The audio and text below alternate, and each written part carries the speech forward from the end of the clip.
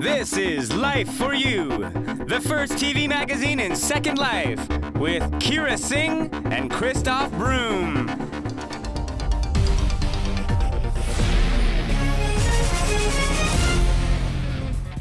Presented by Die Medienexperten. www.diemedienexperten.de. Hello everybody and welcome to Life for You. Put your seat in an upright position. Secure any small tables around you. Turn all other electric equipment off. You are requested to remain seated until this edition has come to a complete end.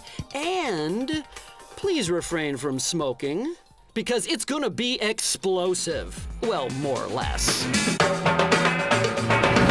No bomb attack on ABC.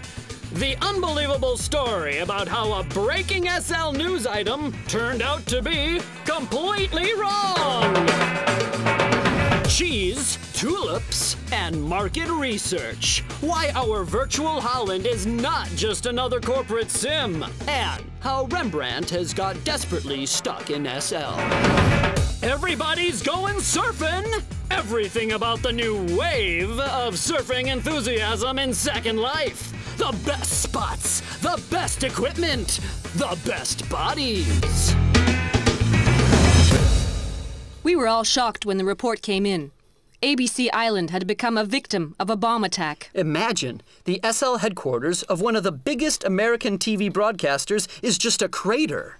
So we sent out our reporter, Marmaduke Myrtle, to investigate the background of this shocking attack. And he came back with a really explosive story, but in a totally different way than we thought.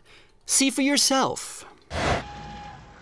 On May 22nd, fans of the popular TV show Lost must have been angry at Disney-owned ABC Television to bomb the station's presence in Second Life into the ground. Or so it could have been, if indeed commercial TV station ABC, based in the US, was a victim of this. But it wasn't. Instead, the Australian Broadcasting Corporation, a public, non-commercial TV and radio network, operates the vandalized island. Simple mix-up?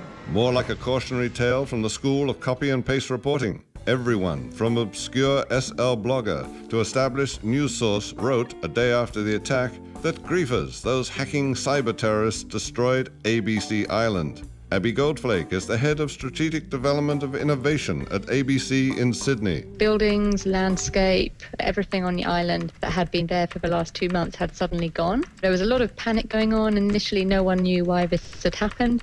The instinctive explanation was that it was a griefing episode because there had been so much griefing in general reported on Second Life. But then it wasn't. Do we now know what happened at ABC Island? It looks pretty certain now that it was a server error that happened while the island was being backed up, which happens on a periodical basis. While the backup was happening, the island actually crashed, and then it was a crashed version which was saved, so everything had disappeared. Well, that's no real good news for a corporation worried about return on their investment. For the media, this episode showed the news echo chamber at its worst. Maybe news directors should stop using the internet as their main story generator and stop flirting with good old-fashioned mayhem as prime lead. Again, Abby Goldflake. And there is a real tendency to report on Second Life in that way, the sex side of it, the gambling, the money-making, or the griefing, because that's the dramatic side of it. But I personally think there's so much more interesting stuff going on in there, really interesting ways of presenting content and connecting with audiences, and that's really why we're there.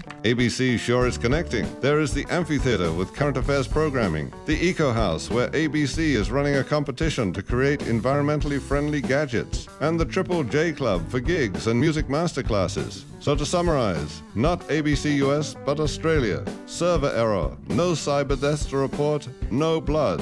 Just in case, though, I will stay put here at the club. Makes for a perfect bomb shelter.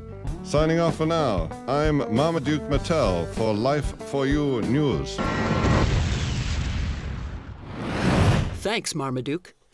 That shows once again how seriously we have to take our duties as journalists. And we try hard. Here's the news in brief. Presented by SL Info, the community in Second Life. Lifelog from SL. Until June 6th, Destroy TV is inviting people to participate in an interactive lifelog. An avatar called Destroy Television is controlled by two guys, and their images are streamed directly into the website, as well as to YouTube and Flickr. It's possible to directly influence the images and locations of Destroy TV via the chat function. Just go in front of the cam and you'll be part of their gallery on Flickr. Spacey University. The Portuguese university, Universidade de Aveiro, has entered the world of SL with a pretty crazy island that features entirely free-floating plateaus. The idea behind it? To create a place where all constraints are eliminated. Visitors are offered a wide array of relaxation levels, a sports area, and a cafeteria. A university with a definite Starship Enterprise feeling. Very spacey. Formula One in SL. The Silver Motorsports Raceway in Silver Springs is a high-traffic racing area in Second Life, offering regularly scheduled races for 1,500 LD. Pretty expensive. Why not instead try the new Italian-themed Formula One Island? It's divided into 9 zones and includes a racetrack where visitors can buy a uniform and helmet and race in the Renault 2007 Formula One car. Beer and more. On May 29th, Munich's famous Hofbrauhaus opened in Second Life. This beer hall is a true replica of the original. Here you can get Lederhosen and Dirndl for your avatar. Elvis, King Ludwig, recently deceased celebrity Mosey, the Pope, and German soccer legend Franz Beckenbauer look down on the rustic design of the pub. You can even buy memorial candles with your name on them. And there's even traditional Bavarian dancing to watch while you enjoy your beer. Broadway theaters in SL. Everything is still in its infancy, but Broadway's scene in SL is developing quickly. Pretty soon, a maximum of 80 avatars will be able to watch Shakespeare's The Tempest. There's also Park Musical Theater, where 80 avatars can attend outdoor concerts, as well as the Bali High, which has occasional live concerts at the beach. And there's also a theater on the top floor of the Broadway Live West Tower called Circle of Life.